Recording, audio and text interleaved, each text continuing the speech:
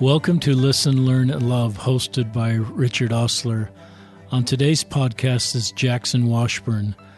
I want you to know Jaxon Washburn. He lives in Arizona. He's 18 years old. He is a Millennial Mormon.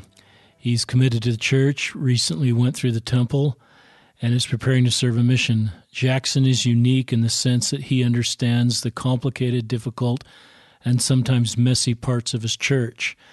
He understands what other churches have said about our church. He understands the history of our church, the beautiful as well as the complicated.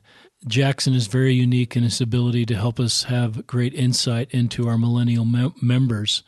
So I'm grateful to have Jaxon on the podcast and be able to share his journey. And this journey helps all of us to be able to minister to our fellow Mormons.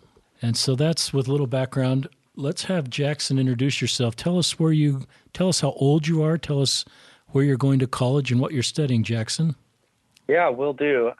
So like it's been said, my name is Jaxon Washburn, and I am a Latter-day Saint who has grown up in Gilbert, Arizona. I was originally born in Salt Lake City, but have essentially lived in Arizona my whole life. And so I've really got to come to love the state and the people here, and I definitely call it home, although Utah is a home in a whole other sense for me. I am recently graduated from high school. I just finished, I'm in the process of finishing my freshman year of college right now. So I am majoring in religious studies at Arizona State University. And so I'm looking to get a bachelor's degree in religious studies, and I hope to continue that to, hopefully a PhD down the road, so I can teach at a college or university level. I'm 19 years old, and I'm finishing up my mission papers right now in preparation to serve a full-time mission. So I'm looking forward to all these different things. That's a great introduction, Jaxon. Thank you for being willing to serve a mission. Thank you for all the good you're doing. You're unusual in a beautiful way in the sense you're embarking on an education route that is atypical for a young man right out of high school. How did this path become clear for you? Well, clearly I don't want to earn any money in life because there's certainly not any money in the career choice that I've picked. And so I am a little crazy in that sense, but essentially my love for religious studies, interfaith activism, and just coming to build relationships with people not of our faith comes from especially an early series of events that happened to me early in my upbringing. When I was 12 years old, my mother left the church. I was raised in a fully Mormon family, active. Both parents were raised LDS, and for up until that point, our family was fully active LDS as well. And so when I was 12, my mother left the church, and she became a non-denominational Christian. So she joined another Christian church, and so that was a bit of a shift in the dynamic for our family, and was a bit of a unique situation and a challenge for us to go through as a family together. I'm very grateful for her choice, actually, in following what she believed was true and right for her. I support her exercising her agency in that respect and following the path that she felt spiritually guided on. So I definitely look up to her in the respect of making the difficult decision of stepping away from something that you've been a part of for a while. I like I said, I'm planning on serving a mission. I'm a committed member of the church, but I think we should definitely support each other in these more difficult and personal decisions that we make in life, whether they lead us inside or outside of the church. I think it's important to put our love and support for one another first, and so I'm very grateful that early on in my childhood, before that point, I can very distinctly remember both my parents raising me with this idea of tolerance and acceptance. Did I your very parents try to pull you in one, if they are in different faith places with you growing up, did you feel them pulling you towards one direction or another? They were very respectful about me and my siblings, and neither of them would really try and put pressure on us to decide one thing or the other. Before my mom's transition of faith, I can very distinctly remember them raising us, with the idea that our family is Mormon, our family we're Latter-day Saints, right? But ultimately, it's going to be your personal choice, and whatever you choose, whether it's Mormon or not, we're going to love and support you all the same. And so from an early age, before that point even, I already had these kind of foundational beliefs of acceptance and tolerance. And eventually those would really be put to the test when it came to my mother's decision. So me and my siblings, we would attend both churches every other week because I liked church and religion, and I thought it was interesting. I would actually go to both churches most Sundays if time would permit. So the 3-hour block for you was a lot more than the 3-hour block, Jaxon. Right. So there was the 3-hour block for LDS church, and then there was about 1 or 2 hours of church at my mom's non-denominational service as well. I would go to Boy Scouts on Wednesdays or Mutual, but then also Christian Bible study on Tuesdays or Mondays. I would go to Scout camp on the summers, but then also Bible camp. So I was actively involved in both faith communities, and really I'm grateful for the opportunity that I was able to have spending time among, people of a different faith tradition, and being exposed to that at a younger age. It was definitely confusing. A lot of times it was a challenge. My mother's church was the kind that about quarterly or once a semester would hold sermons on Mormonism, actually. And, they weren't necessarily favorable ones. And so, there was this tension internally for myself in terms of which parent's path will I choose, if I will choose either of them. And from an earlier age, I really wanted to get a sense of closure and understanding about my mom's decision to leave the church. And so I quickly familiarized myself with a lot of literature for and against the church, different apologetic material by sources like Fair Mormon or Farms, but then also critical sources against the church as well, coming from either a secular or kind of an evangelical position. And so for about 4 years of my life, from age 12 to 16, I would consider that a time of faith crisis where I wasn't so sure about where my journey would end up or take me. I wasn't so sure if I would continue being a Latter-day Saint or identifying in that way. And I wasn't sure, which of the two churches were right, if any, right? After a long time, many years studying and praying and really making it my best effort to seek some kind of guidance and understanding in this respect, I ultimately became comfortable with identifying as a Mormon, and eventually I can say that I gained a testimony of the restored gospel. But I definitely appreciate my time attending churches beyond just the LDS church and the valuable lessons that those experiences taught me. So I can definitely say that it was that kind of upbringing that endued me with a kind of appreciation for other faiths, a passion to understand them, to study them, and really a desire to forge meaningful relationships with people outside of our church. So I can say it's been a great blessing in my life. Even though it was a challenge for many years, I wouldn't trade it for anything else at this point. That's really unique. I don't know anybody I've ever talked to, Jaxon. I've talked to thousands of men and women in general, your age group. Your story is very unique. It's very beautiful.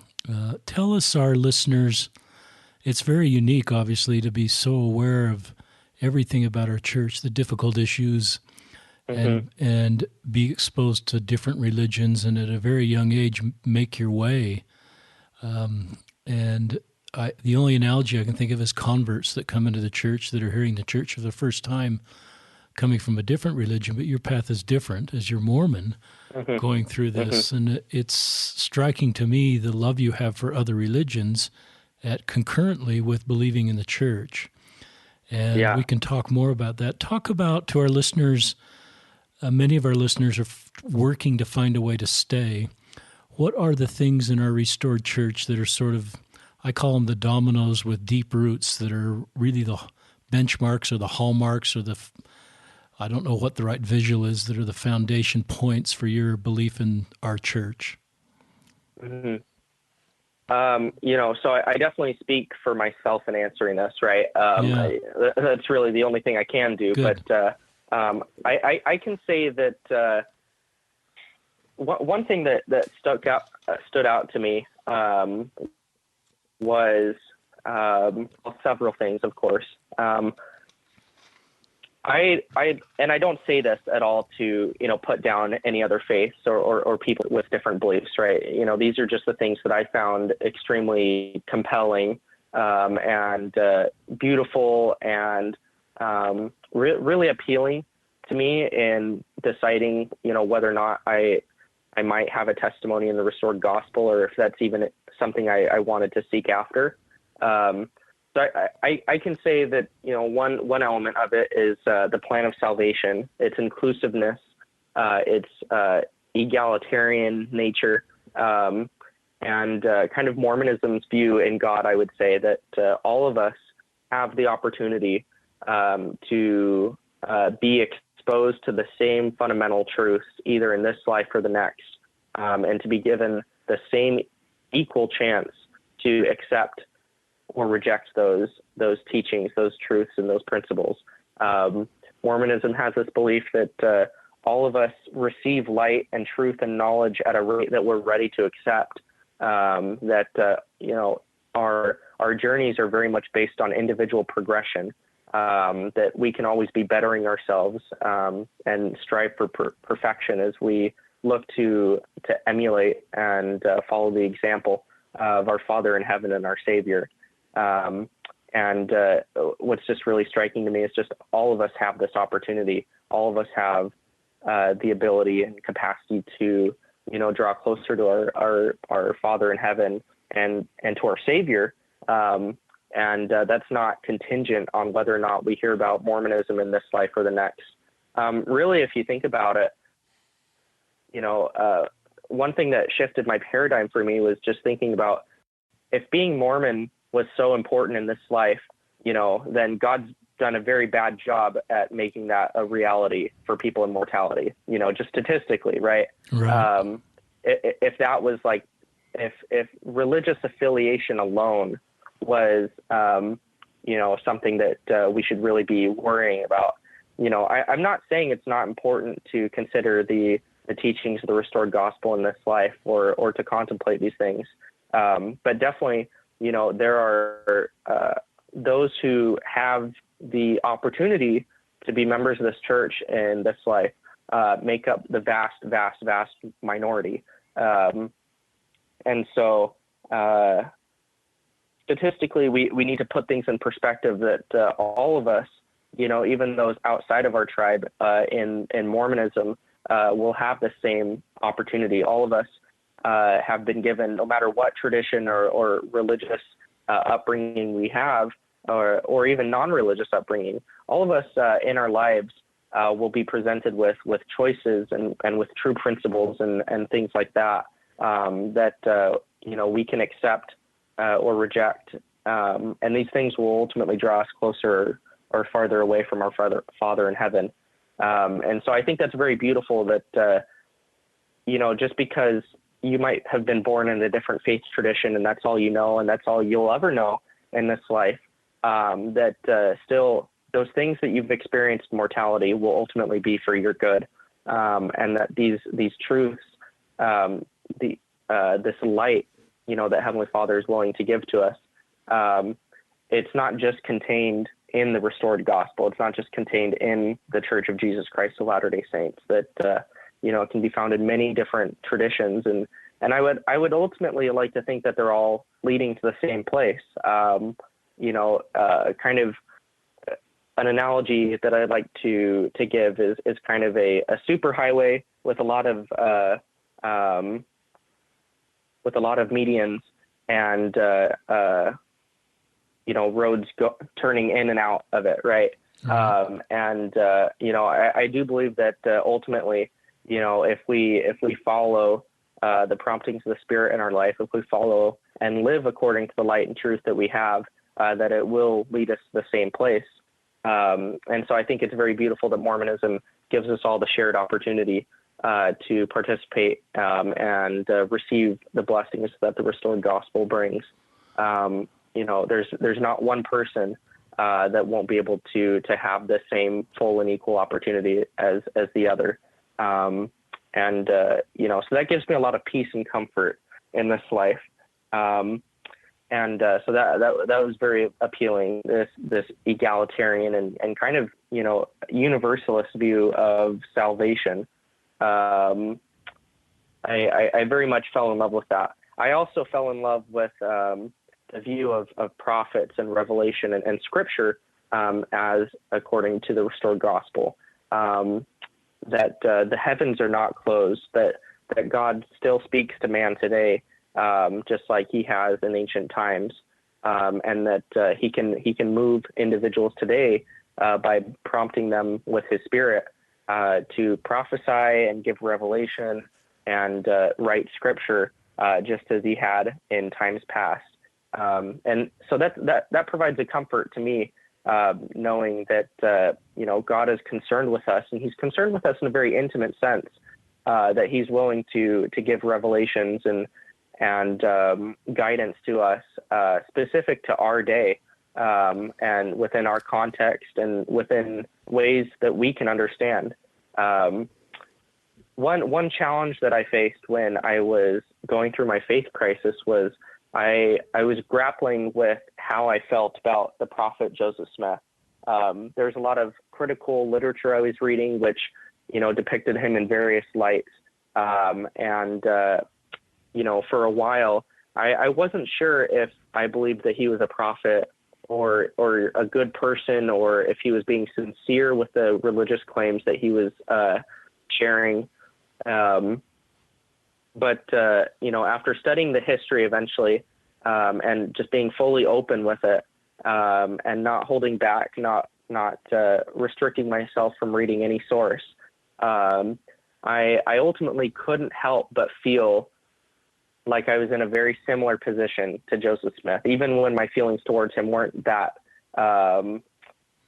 pleasant or warm, right? I couldn't help but feel as a young man growing up in the church, or just in the position that I was, I felt like I didn't have a foundation that I was standing on. I felt like there was all these choices presented in front of me, and I wasn't sure which, if any of them, were right. And despite all my searching, my studying, attending different churches, especially Christian churches, I couldn't help but hear the echoes of Joseph Smith, when he said that, and I'm paraphrasing, of course, but right, that they would use the Bible against one another and prove it, somewhat in vain to appeal to the Bible alone, right? And it eventually got to the point where I had no choice but to trust in God alone, and trust that, whatever path he would take me on, that was the path that I was meant to walk at that time. So I didn't receive any miraculous visitation of angels or deity or anything like that. And my testimony came bit by bit over a long course of time. But ultimately, I came to appreciate and very much treasure and love our founding prophet. I don't believe that he was a perfect man by any means, but I do believe that he was inspired. I do believe that he was sincere in the claims that he made. I do believe that through him, God was able to restore his church on the earth. And so, second to Jesus Christ, I would say that Joseph Smith is perhaps my most treasured religious leader in history. And I know that sounds, like pure favoritism. Like, of course, because I'm Mormon, I'm going to pick Joseph Smith. But there's so much of what he did in his life, so much of what he taught, and the things that he went through that resonate with me in just such a powerful way that I can't but help feel a deep and abiding affinity towards him. And so I definitely look to him, not only as, a prophet or an inspired individual, but, my prophet and someone who's given me great guidance in my life and directed me closer to my Savior. But between Joseph Smith, some of the more unique revelations of Mormonism, the view of deity that it has, such as all of us have a divine potential, all of us can become like God is, we can have a deep and personal relationship with him, just as a child would with its parents. These are all very, very attractive to me. They bring me peace. They give me comfort and guidance, and they resonate with me deeply. And so it's things like this that ultimately I just very much have a testimony of when it comes to the restored gospel and when it comes to Mormonism. And they played a very important role in making me want to identify as a Mormon. I'm just struck, Jaxon, even though we're not sitting together, you're actually phoning in. That's the way this podcast, our listeners, is being done today. But I'm just struck with the spirit I feel as you talk about your journey and how unique it is, because you've explored everything about Joseph Smith and our restored church and heard it through the eyes and ears of people that are not very excited about our religion. And it's very much builds my faith to hear someone like you that I didn't know a lot of this stuff that you're very aware of until in the last few years. And our millennials are obviously aware of that stuff that I was never aware of at your age. And that can generate a faith crisis. But you have gone through this period of 4 years from roughly aged 12 to 16 and are now in this, and I call your credibility, your street cred, or your testimony much more. Every testimony in the church is important. I don't want to rank them, but where you've kind of come from, and then I'm thinking your potential as a missionary and as a voice for millennials. And even though you're not trying to say your road is everybody's road, as you share your story, it's very, very helpful, and it's a beautiful story. And I love everything you've said, but you haven't once said anything negative about another religion. You haven't once put down another religion as a way to stand for our restored church. And it's part of, I think, really helpful for millennials that sort of want to stand on for our church on its own merits and not on by tearing down anybody else unless it's of an activist group trying to destroy us. So there's great beauty and great strength in your testimony. I know you recently received your endowment. Any thoughts about how that experience was going through the temple for the first time? Well, I can say I definitely prepared myself well beforehand. I think if there is an area that I would perhaps like to see a bit of improvement on, when it comes to, things we could improve on in the church, definitely temple prep has room to grow and has a lot of potential to better prepare people. I think the way that the class and curriculum is situated right now is it's good, right? And it's basic, and it captures, rather the larger fundamentals, right? But sometimes I think for a lot of people, it doesn't cut it fully, in the sense that sometimes individuals might want a better description or more clear expectations of what will take place in the temple. And I think there's definitely room for us to become more comfortable in our safe dialogue with each other, right? As Latter-day Saints, I think, there's definitely opportunities where talking about the temple in a more intimate sense would probably be inappropriate, right? But I think there's plenty of opportunities where, in safe environments where the Spirit is present, that we can talk about the temple in a way that is more open than what we have been. I think, while the temple is for sure extremely sacred in nature, sometimes we use that sacrality to diminish the extent that we're willing or comfortable in talking about it. And I think there's plenty of room for us to become more comfortable in talking with one another about the temple that doesn't violate ordinance or isn't inappropriate in any sense, but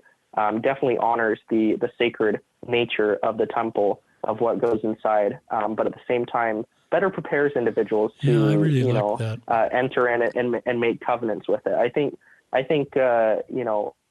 there's a balancing game for sure, but I think we can do better perhaps at balancing. I agree with that. Our preparation of the temple. So which temple did you go? My endowment, tell us, our listeners, which temple the you Gilbert went to. Temple. Okay. Yeah, it was the Gilbert Temple, and it was a couple months ago. Like I said, I went to the extent of preparing myself well. I think there's plenty of publicly accessible, safe resources that young Latter-day Saints or frankly anyone who's preparing to enter into the temple can access that doesn't violate its sacred nature in any way, that treats it respectfully, but can really prepare individuals with important principles or ideas to carry with them as they go in to make covenants. Examples of resources that I would suggest drawing from are, for instance, through the Joseph Smith papers, which are provided by the church, various materials that have to do with the establishment of the endowment ceremony in Nauvoo in the early days of the church. Those are all freely accessible. They are authentic documents, and the church history library and the church itself has gone to great lengths to, making those accessible. There's many conference talks. There's many publications by church leaders, which describes the temple in more detailed manners. There's works by different scholars, such as people from Farms or the Maxwell Institute or faithful scholarly institutions within the church. And of course, there's the scriptures themselves. And when you know what to look for with the scriptures, I think it's very easy to be able to lay out a kind of reference sheet which carries relevant verses and sections that individuals should be familiar with before participating in the temple endowment and partaking in those sacred covenants. So I feel like there's a lot we can do, essentially, that's within bounds, that's appropriate, and that honors the temple. But really, I can say that made my experience one where maybe I wasn't so distracted by the foreign nature of the temple, because it truly is a space different than a lot of the other spaces in our church, and just it's very different than the rest of our everyday life, and it's meant to be that way. It's meant to be a sacred space where we are confronted with something that is perhaps unfamiliar or not mundane. Is kind of the religious studies term for it, right? I think the temple can be a beautiful experience, and it definitely was a beautiful experience for me. And it helped too, coming from kind of a religious studies background, because I understand the role that ritual, that liturgy, that sacred space, sacred time, liminal periods, lots of technical terms, right? But that religions offer their adherents in order to have deeper, more transcendent spiritual experiences. And I think the temple is the best place in Mormonism to provide that. It's a powerful space. And so I enjoyed my first time. I wasn't, put off, because even though I didn't know in detail what was going to take place, right? I knew enough to where, as I progressed through the various parts of the temple endowment, I wasn't put off by any of them. So it was a great first experience. I remember seeing you post on social media, either, I assume, right coming out, and you just look great. And I think you had some friends that went with you. And I love seeing pictures of men and women your age or any age going into the temple or coming out for the first time. And I've thought of doing a podcast just based on the temple prep I gave the YSAs when I served as in a YSA assignment. And that certainly changed, Jaxon, from the beginning of that assignment to the end, as I listened to feedback after YSAs would come back and share the things they liked or the things that were a little uncomfortable with them. So your thoughts are very, very helpful. I'd like to shift now and spend the last maybe 20 minutes of this podcast as you've shared this beautiful story of you, to you kind of now being a voice for millennials. You're connected to many, many millennials. I think you're part of a Facebook group. You even started a Facebook group of Mormon millennials. And so now I'm going to ask you some questions just for our listeners, especially listeners that are perhaps in YSA assignments or parents or grandparents or others that want to kind of get the beat of millennials. I think there's a lot of people that aren't millennials that recognize millennials are not staying as active in our church as other age groups. They're wired a little different. They see the world a little different. I think you're awesome. I think you're the future of our church and the world. So I don't buy into any of the narrative that the world or our church is going downhill because of the millennials. I have just great faith. And I think as our listeners listen to you, it just gives us, you're an insight into the faith and hope we have for this world and for this church. I have a lot of kids in this age group, and they're awesome and doing great things. But tell us, first question is, what are some of the common traits that stand out in millennial Mormons? Yeah, no, that's a very good question. So I'll just offer a handful of them. These are kind of, they're not just for millennial Mormons. They're for the millennial generation in general. Some traits that stand out and maybe distinguish them from other generations is kind of an increased emphasis on tolerance as a value, on diversity and inclusivity, vulnerability, authenticity, relatability, personal involvement, and honesty. These are all kind of traits that millennials seem to prioritize and emphasize, especially in terms of their religious or spiritual life. They want, a lot of millennials value their increased levels of diversity compared to previous generations within the United States. They are concerned with who they can include and provide a seat at the table for, rather than, maybe how they stand separated or different from other groups or other people. They value vulnerability in the sense that they don't just want superficial talk, if that makes sense. They want to get real. They want to get personal. They want to know that their sincere and deep, maybe struggles or desires or voices are being heard. And they want to be authentic while they're doing it. They don't want to feel like they are participating or taking part in something that doesn't accurately represent what they're feeling on the inside, right? They want to be honest with themselves. When it comes to church leaders or those religious communities that they're a part of, they want to feel relatable. They want to feel involved. They want us to feel like they're taking an active role. And that also plays into personal involvement. Millennials want to feel like they're making a difference. They want to feel included, and they want to feel welcomed, and a sense of belonging in the religious communities that they're taking part in. And along the lines of honesty, they also value transparency. They want trust. They want to feel like, they're being given, accurate information, the full truth, in ways that is, verifiable and whatnot. So these are kind of the main values that millennials, both inside the church and outside of the church, these are trends that they seem to value and that set them apart from maybe previous generations. That's very helpful. I'm going to go to question 2. Is there any useful or relevant data, Jaxon, that's been gathered on millennial Mormons? And if so, what are some of those results?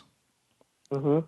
So the most recent survey that's been done specifically for millennial Mormons is one by Jana Reese, who is a Latter-day Saint herself. Yeah, she's fantastic. And she's recently, she's in the process of publishing her research through Oxford University Press. So watch out for that publication in the next coming months or years. I forget when it's specifically slated to come out. I'll be on my mission by then. Well, she'll send you an autographed copy, Jaxon. We're going to have her on the podcast, and we'll make sure to do that. Oh, fantastic. Yeah, hopefully. I've been plugging her work in like a whole bunch of different venues, so I'm very much excited to get a hold of it. But she's released a few preliminary results of a nationwide survey that she's been able to conduct called the Next Mormon Survey, which surveyed, I want to say, close to 2,000 Mormons. It might be closer to 1,600 or so, but a sizable enough sample population from which to get some really good insights on. And she also surveyed about 600 ex-Mormon millennials as well, individuals who have left the church. That's good. For various reasons.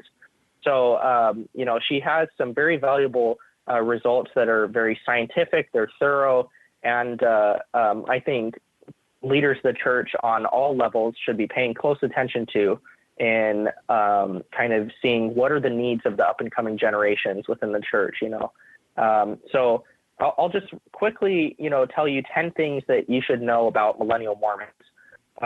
Number one is that they were born between 1980 and 1998. So I'm just barely a millennial Mormon. And it depends on which surveys you use, of course. Pew Research recently said that I don't meet the cutoff and I'm not a millennial. So I'm a little bit peeved about that. You're a millennial. Yeah, I'm a millennial. And now, I clearly don't make the cutoff, so they can't stretch it back to 1961. But you make it, Jaxon. Good.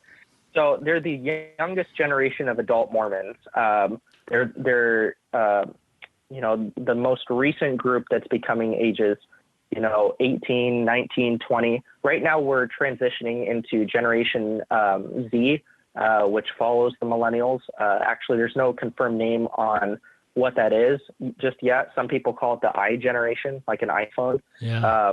We'll see what it is. But so millennials are the youngest generation of adult Mormons. Number 2 is that 8 and 10 are white. And this is statistics for the United States, remember. Globally in the church, this would be different. But in the United States, 8 and 10 millennial Mormons are white. And while that sounds like a lot, millennials are a little more racially diverse than older Mormons, such as those older than, age 52, who are 93% white. And so we're diversifying slowly but surely. And so this is the most diverse adult generation of Mormons yet. Number 3 is that more than half are married. So 53% of Mormon millennials are married, compared to 65% of Mormons as a whole. And according to the numbers, they're not delaying marriage like many other millennials are outside of the church. Marriage rates are still staying relatively high and relatively young among millennials. So, contrary to maybe some popular narratives within the church, marriage isn't a pressing issue necessarily for millennial Mormons. And we can expect as time progresses that, that number of 53% will come to, kind of match more of the 65%, as more people get married. Let's see. Another one is that they grew up with fewer siblings So 32% of LDS millennials grew up in families of one or two children. That's interesting. And and that's in comparison to 22% of older Mormons. And so the ideal family size within Mormonism among millennials is shrinking. That doesn't mean that they're abstaining from having children or things like that, but the average size is shrinking. And so that's also something to be aware of. This might poke some holes in some predominant stereotypes about minivans in Mormonism. Number 5, and I'm reading this all from Jana Reese's research, so all the credit goes to her. I want to make that clear. Number 5 is that they're strong believers. This is very important, and this is something that I think members of this church should be excited about. For Millennial Mormons, 9 in 10 of them believe in God, and 82% of them feel God's presence at least once a week. So in terms of their devotion to their religious beliefs, for those Millennial Mormons who are, an active part of the church or who do identify as Mormon, they're actually more devout than previous generations before them. So rates of testimony are increasing in that sense for individuals who are staying. Number 6 is that millennials, they want to stay in their callings. And so Jana reports that nearly 3/4 of millennials feel that it's okay to refuse a church calling, if they feel like it. Sometimes in the church, that's been very frowned upon. And I think it's something that individuals should make as a decision between themselves, their families, and the Lord, for sure.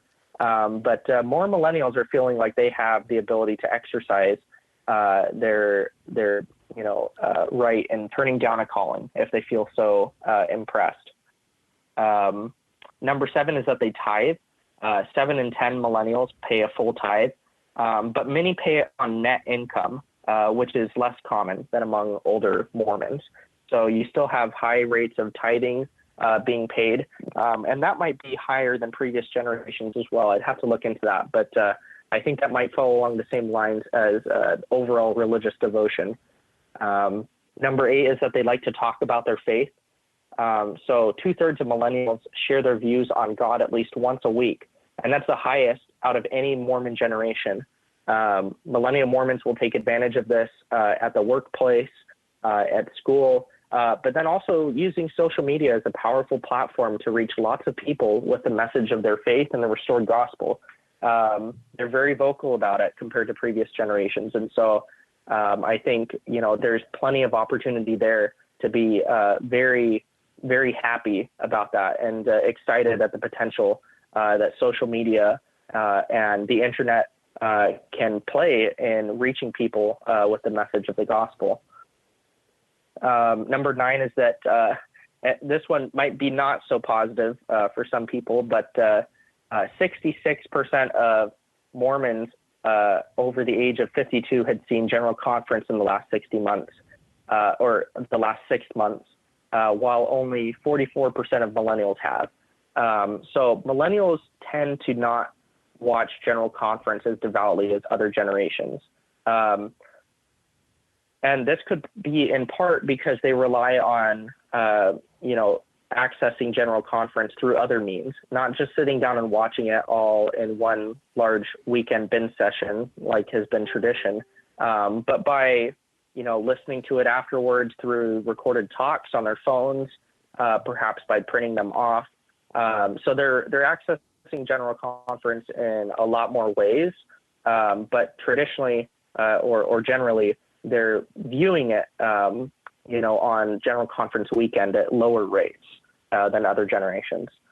And then number 10 is that they're politically balanced. So while older Mormons skew heavily Republican, millennials are around 46% Republican, 41% Democrat, and 13% independent.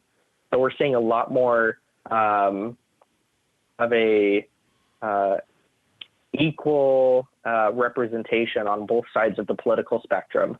More millennials are becoming, are identifying as liberal in their political ideology,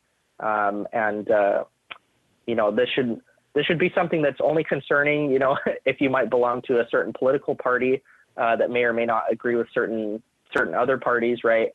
But generally, millennials are being more balanced in their politics than previous generations. They're not skewing as far conservative as before, and there's lots of reasons that play into that. But those are kind of 10 quick things to be aware of when it comes to Millennial Mormons.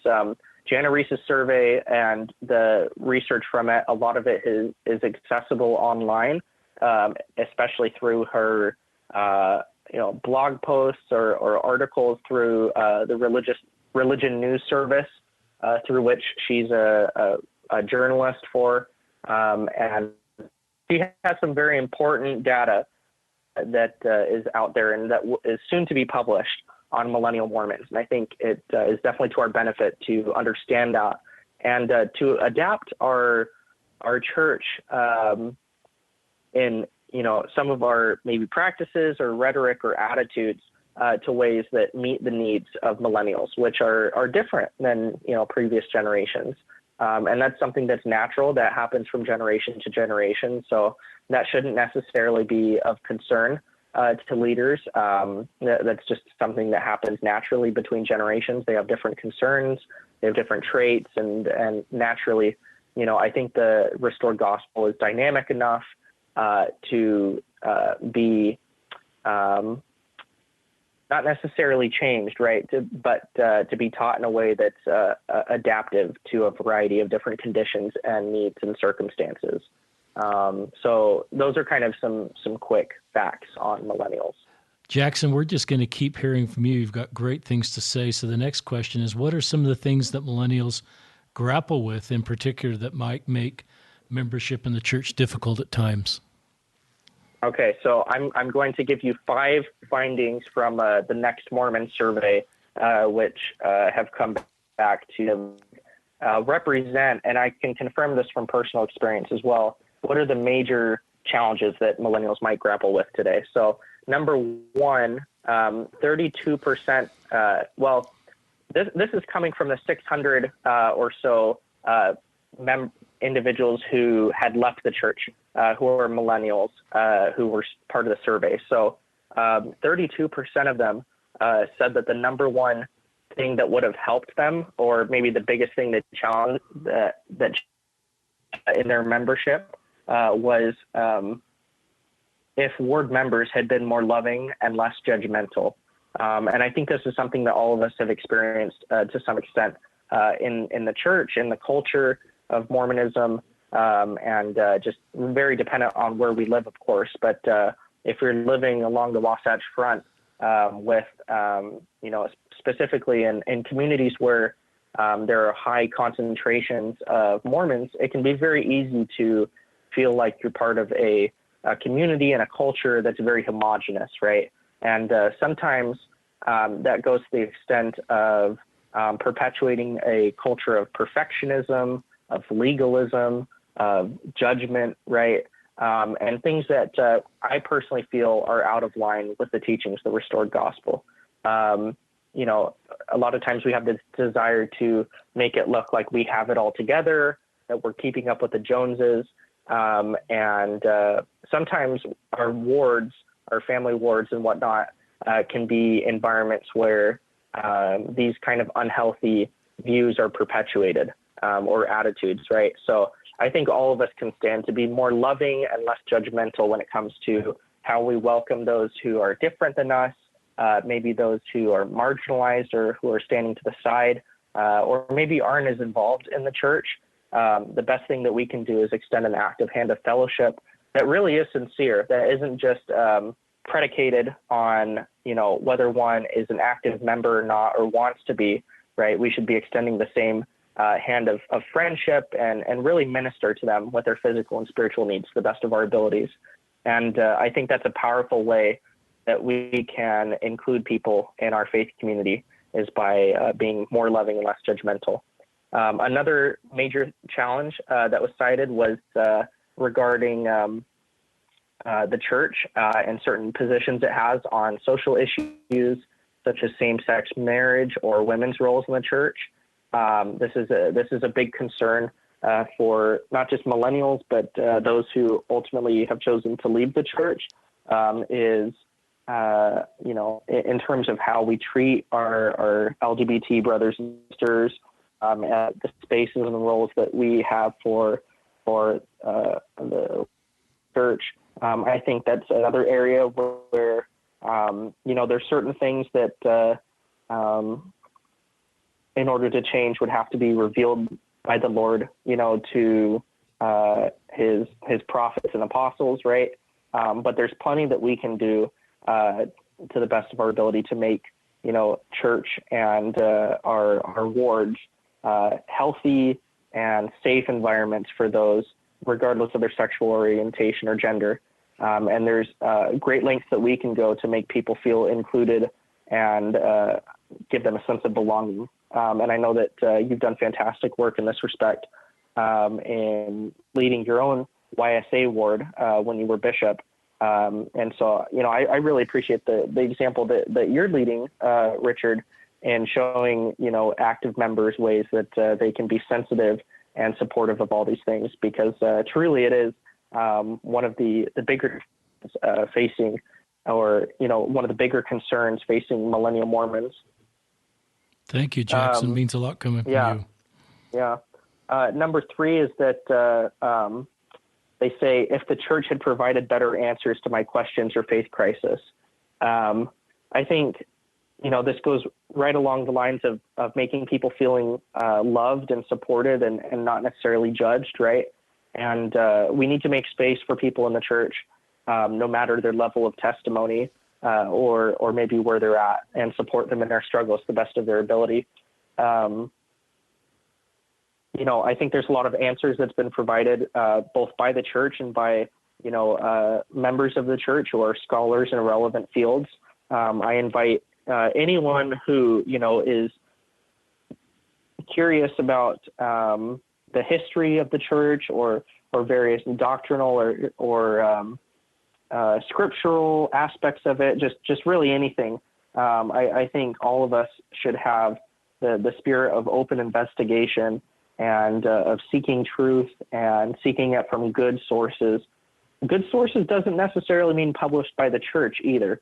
I think, in my experience, the literature that I read about Mormonism, although it wasn't always positive, it wasn't always published by the church either. And so, I think there's a difference between maybe anti-Mormon or extremely critical literature, which might be, inaccurate or misleading in various ways, and honest history that though published not by Latter-day Saints is still, honest and is solid on its historical grounds. And so I would definitely just caution everyone to just be careful about, the sources they read from. And also, there's bad history done within the church as well, too. Not necessarily by the church at all times, because the Joseph Smith Papers Project and the Church History Library, they publish remarkable historical work that really is extremely quality. But there's plenty of arguments for the restored gospel out there that are maybe less powerful or less accurate than they could stand to be. So definitely rely on just, the best history you can get your hands on. It's the view of individuals in the Church History Library, the Church History Museum, the Church History Department, that, honest and open investigation of history and, quality history is not something that members need fear, but is something that they can embrace. And at least in my experience, was something that bolstered and strengthened my testimony of the restored gospel. Another challenge or concern is feeling a lack of trust towards leadership. And this is something that might come out of a crisis of faith or different experiences that individuals might go through when it comes to learning about various aspects of church history or things like that they might not have been raised with or familiar with. You mentioned this yourself, Richard, that, Yes. There's various things that you might have learned later in your life than that were different than what you might have known growing up. There's certain historical narratives that we have that, while they're very faith promoting and for many people have been very inspiring, they haven't necessarily been fully accurate to history. And it's very easy to perpetuate historical narratives and make them appear better, maybe, than we want them to be. Or sometimes, and this just goes outside of history as well, in personal lives and telling about our own experiences. Sometimes it's difficult to deal with the messier elements of both our lives and history in general. Sometimes there's this desire to soften it up or make it appear better than it is. And I do think that it's that true history and honest history will have the Spirit coming with it, that the Spirit testifies of truth, and that when we are honest and engaging in quality historical research, that, again, we don't need to fear. But for some individuals, this disparity, or maybe, various details or elements of church history or doctrine that they might not be aware of, that they later came to be aware of, sometimes that creates a lack of trust with leadership. It brings a sense of maybe betrayal or deception, that, because you weren't told about something early on, or you weren't aware of something, or something wasn't emphasized as much as maybe it should have been, that there was a malicious intent behind it, or this desire to deceive, or things like that. And so sometimes this does lead to a loss of trust in individuals towards, maybe the leadership of the church or our own history. And I think there's definitely plenty of times in our church history where we could have perpetuated more accurate narratives. But being an imperfect church, I think we're making great strides at recognizing that need for more transparency and better accuracy. And so the church is publishing remarkable resources and making things widely and publicly available, like the Joseph Smith Papers Project. If there is area to improve on, and I think there is, the church is making great strides to do so. And so, when it comes to trust and leadership, I can say that maybe a common example for individuals was seer stones being used in the Book of Mormon translation process. I think a common narrative that's been given in the past is one that relies heavily upon Joseph's use of the Urim and Thummim, and one that might leave out details such as, using maybe a hat in the translation process to block out the light that was emitted from his seer stone that he was relying on. But recently the church history essay, or the gospel topic essays and information from the church history library has published great research in these areas. And so it's a good example. That's one. And I think it's a good one, Richard, because, if we think about a seer stone, right, it's still, even though it might be foreign to us, it might rub up against some of our sensibilities today, coming from the time and maybe geographic location and just cultural and social setting that we do. It can be difficult to understand, right? But we do have to understand that the time and place that the church was restored in was a different one than the one in which we lived. And so it's only natural for there to be different sensibilities and different understandings and traditions and things like that are prevalent in that time and space. And so with the seer stone, right, this is something where God is working through Joseph Smith to provide the translation of the Book of Mormon through miraculous means. And so it's still a miracle either way, right? And so it would be a little bit of a double standard to say that, I can believe that, Joseph Smith translated the Book of Mormon through the Urim and Thummim, but definitely not a seer stone. That's a little bit too high on the miracle scale, especially when we might also believe that Jesus Christ rose from the dead, that, Moses split the sea, whatever other miracles from Scripture we might attest to. Seer stones shouldn't be, once we understand, kind of the historical and cultural settings that the Book of Mormon was translated in. It shouldn't be that big of a shift, right? Yes. But like I said, the problem for individuals isn't necessarily that this is so much more unbelievable than what they knew before. It's just that they weren't aware of it, right? And so there's a sense that there's information that wasn't being given to them that could have. So I think all of us can better this and strive to improve in this area by sharing, quality research with one another, by promoting the historical work that the church is doing, and by just all in all being more faithful to history as we teach the historical upbringings and origins of the Restoration, the early Christian church, of so many other things in our scriptural and historical record. These are all areas we can improve on. So one last one. This basically goes right in line with that. It's if leaders were more transparent about history and belief. So I won't be redundant, but trust, transparency, authenticity, vulnerability, all these things, millennials very much value. And so I think the church is recognizing that, and they're making efforts to respond to that. And all of us can play a part in helping each other, and especially up and coming members of the church as time progresses with these various challenges. I love that. I love all the things you're talking about, Jaxon, and teaching us, and it's very, very helpful. I love where you go back to the power of the Joseph Smith papers and the effort the church is making to talk accurately and in depth and in a thoughtful way about our history and how that builds faith, and how you in particular have gone down that road and understand from multiple sources what's been written or have able to navigate that, and how it's important to give accurate, complete, thoughtful, sometimes potentially difficult information to our members. Yeah.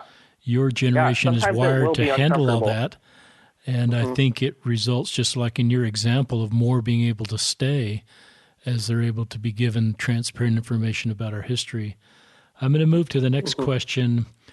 If we have leaders, especially local leaders of the church, an elders quorum president, a bishop council, Relief Society president, a young women's president, young men's president, leaders at the local level that have, and maybe even parents that have millennial-age children, what advice would you give these people that have stewardship responsibility or to help millennial Mormons?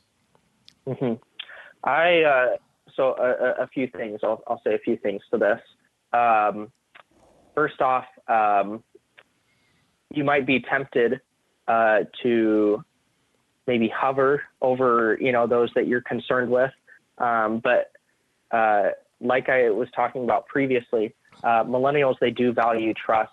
They do value vulnerability and support and authenticity and all these different values, right? And so if you are able to let your millennial child or student or young man or young woman understand that your love for them isn't conditional on how maybe active they are in the church or whether they have a testimony or not, wherever they're at on the spectrum.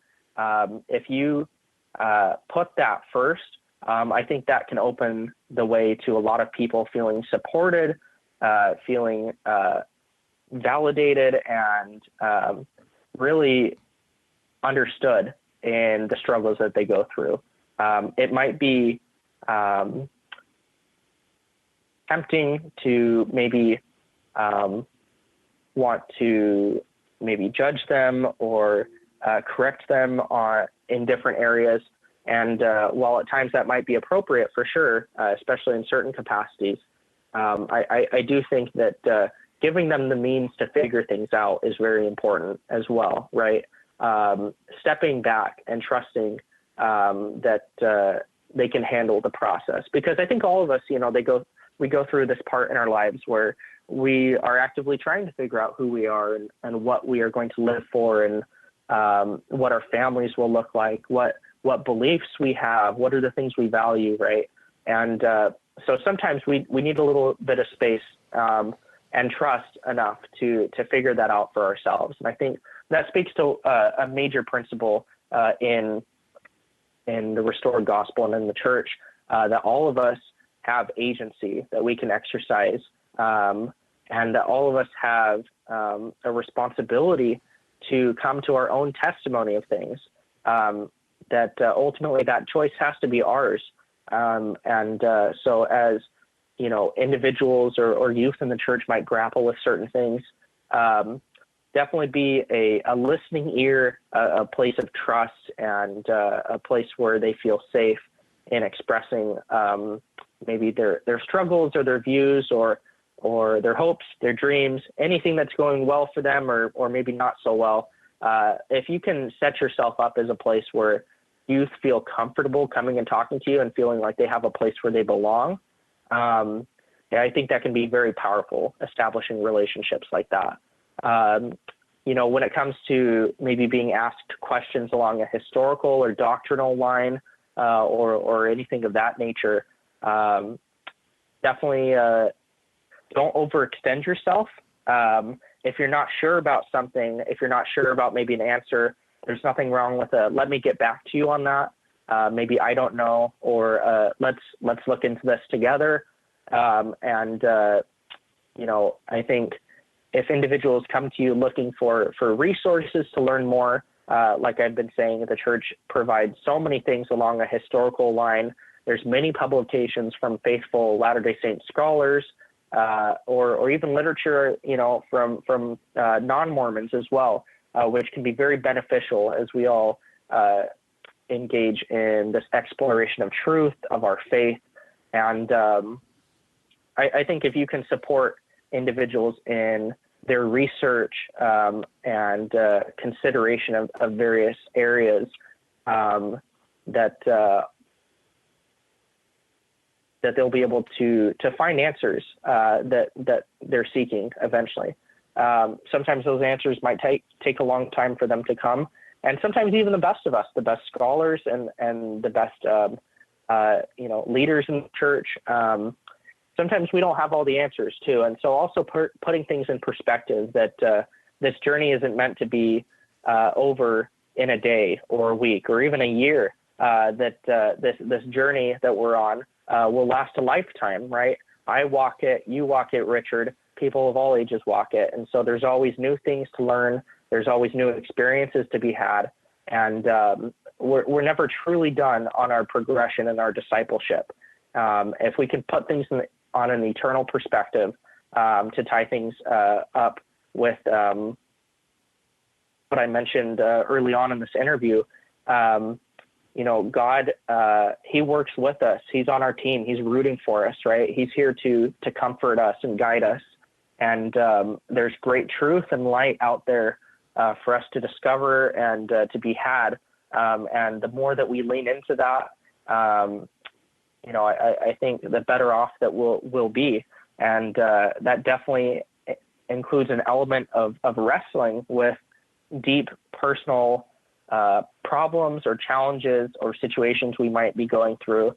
It involves engaging questions, looking into elements of the church or the gospel we might not understand, and actively striving to establish some type of a testimony in regards to those things. It takes time, it takes effort, and it might take some reading or some podcasts or other things like that. It takes a little bit of elbow grease on our part, so I think with all of these things, it can just encourage this journey. If they can encourage support, and if they can encourage a form of healthy, sustainable, realistic, and faithful membership, that millennials in this church will be a force to be reckoned with. And I think they already are in a lot of ways. Yeah. I think, the cliche, a chosen generation gets tossed out a lot, right? And I think every generation is chosen to an extent, that they're, especially suited or meant to experience the things that lay before them in life. But the millennials are an important step in this church's history. They're going to determine a lot of things for the church's future as they step into leadership capacities, as they take on various mantles of inspiration and leadership. And, eventually we'll have apostles and prophets who come from this generation, right? And I think it's important that as we prepare to hand off, the reins to the church to other generations, right? We make sure that we leave the church in a good place or as best a place as we can. And so all of us play a role in this. Millennials, they have a role in preparing the church for the next generation that comes before them, right? We're all in this together. We're all bettering the church. We're all striving towards establishing Zion. And so I think, if we keep these things in mind, I think, the restored gospel has a chance to really flourish. And, we can really shine as a faith community as we strive towards righteousness and all these various traits and values that we find desirable as we exemplify our Savior. So I do have a testimony of that. I do have a testimony of the guidance and the understanding that the restored gospel has brought me. I can definitely testify, various parts of it, but I'll just close in saying that I do believe that, God is actively involved in this work. And I believe that we all have a role to play, and he's anxious to see us lean into that role and magnify our callings in various respects, not just formal callings, but also our calls to minister to one another, to be faithful to our covenants and to strive to follow the example of our Savior, Jesus Christ. So I have a testimony of that. And I would like to, share it or maybe end on that note. That's just beautifully said, Jaxon. I think of you as a missionary right now. I wonder where you'll be assigned. You will reach people that no one else will be able to reach. You'll help your fellow missionaries. There'll be missionaries that will reach out to you that have struggled with things and know that you get it, and you can go there with them.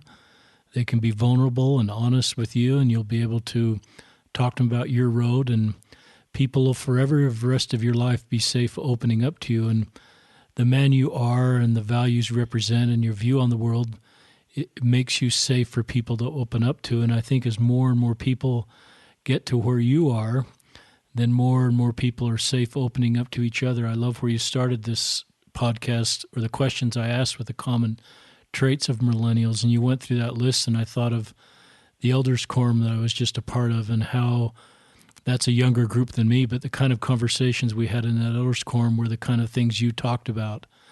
And people were vulnerable. That's a word I didn't even know, Jaxon, until a few years ago.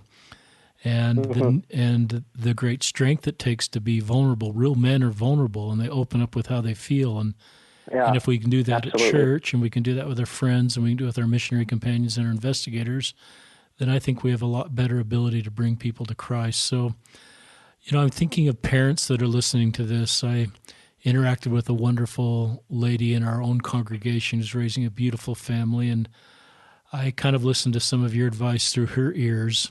And I think I would want to give parents raising, young people, primary age and Aaronic priesthood age, great hope that they have the skills to do this. And some of the things that you outlined are very simple things.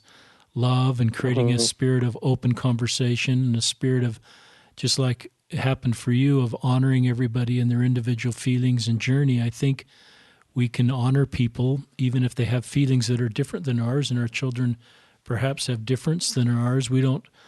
Honoring their feelings doesn't create a deeper wedge between them and the church. I think it creates a deeper wedge if we try to, instantly fix them to be perfectly aligned with how we might think as a parent. Right. So I think you do a beautiful job of explaining that we need to honor everybody how they feel and how they believe and how they see. And I think if we do more with that within the circle of Mormonism, then Mormonism works. And I love the way you, Ted, said this is not just a one day sort of thing. It takes a while, and we're not meant to all get in the same place as you talked about, but it's a beautiful journey as we work with each other. And I love some of the other traits you talked about, that we want to be inclusive and accepting and helpful. And some would say, well, that's a softening of the world and we're going downhill. But I know you don't feel that way, and I don't feel that way. I look at the doctrinal foundation of what Jesus taught and how everybody was welcome at his table, and he reached out to the most marginalized. So to me, your generation isn't getting weak or soft or succumbing to any sort of narrative. You're doing what Jesus taught in perhaps a better way than I was able to do that at your age and maybe even now. So your voice is wonderful, Jaxon. Do you want to tell our listeners about this Facebook group, if there's any millennials that want to connect in one of your private Facebook groups? Yeah. So I, along with a few others, was able to start a specific Facebook group this last October. So it is relatively new, but we do have over 1,100 members already. So the group is very much exploded. It's called Millennial Mormonism. You can find it on Facebook. Millennial Mormonism group. Tell us what a closed Facebook group is. Most people know that, but some listeners may not know that. There's three types of Facebook groups. There's open Facebook groups, which anyone can instantly join, and anyone who's not a part of can view the content inside. There's closed Facebook groups, which you have to apply in order to join. It's just a quick press of a button. And once you are accepted into the group, if you are, then you are able to see the content and participate in the discussions. And then there's also secret Facebook groups, and those are not searchable.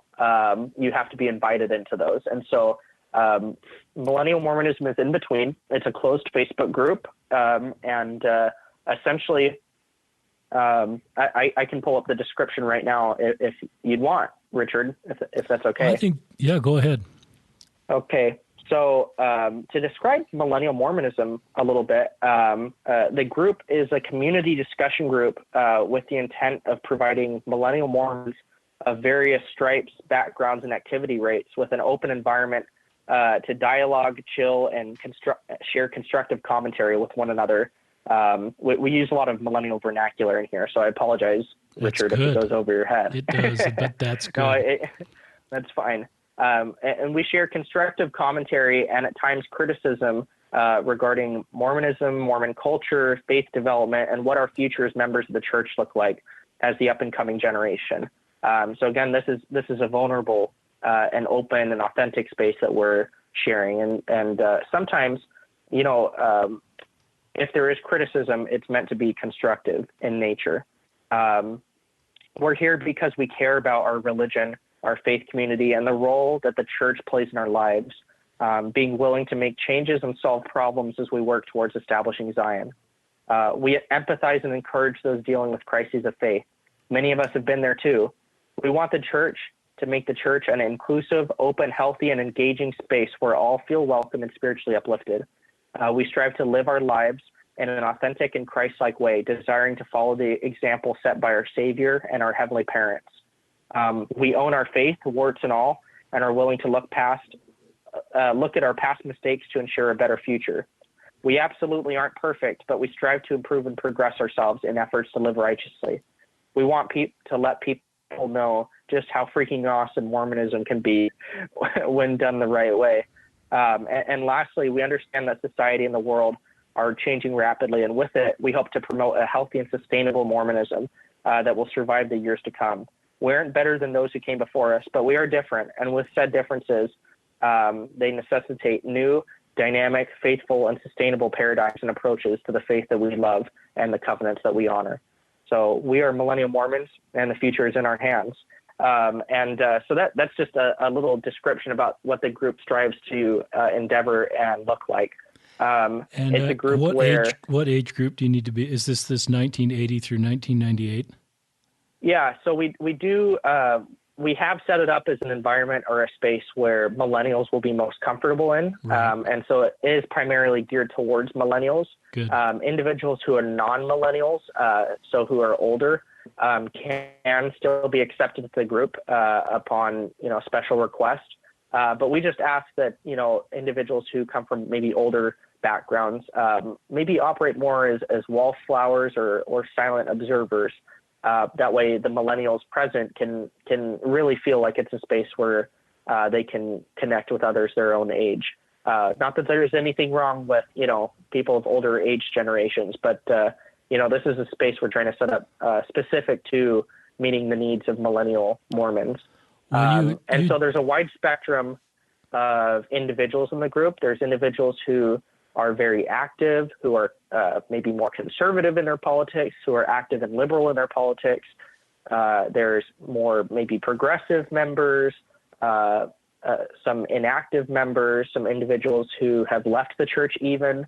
And so we have a wide diversity of experiences and spaces where people are at. But we try and make room for all of them, but keep the group faithful and healthy and open and respectful of one another in our different spaces. Well, I love that group, as I see the need for those groups, so I just see that as positive and a safe place for millennial Mormons to engage, and I'm glad to hear it. I get a big smile on my face when you read that description, Jaxon. You talk about your mission, and I know there's a lot of millennial Mormons that need safe places to process things, and you're creating that, and I think we're learning to do that more and more. So that concludes our podcast. We're so grateful for our guest, Jaxon Washburn, for joining us and giving his insight into Mormon millennials. Spending an hour plus with Jaxon just makes me excited for this generation when I hear this great man talk about his faith, his commitment to the church, the beauty he sees in other religions, the understanding he has of our history, the complicated stuff, and the beautiful stuff. It gives me great hope for the future, and I'm grateful for Jaxon's voice. I hope your voice is magnified and more people can become aware of you and hear what you have to say, because you build faith in everyone, whether they're Mormon or outside of Mormon. You're helping people connect with God and bringing God and Christ into their lives. And so you have a wonderful life mission ahead of you, Jaxon. I hope to stay in contact with you and perhaps exchange emails during your mission and hear some of the people that you uniquely are able to reach. Thank you for joining us on Listen, Learn, and Love.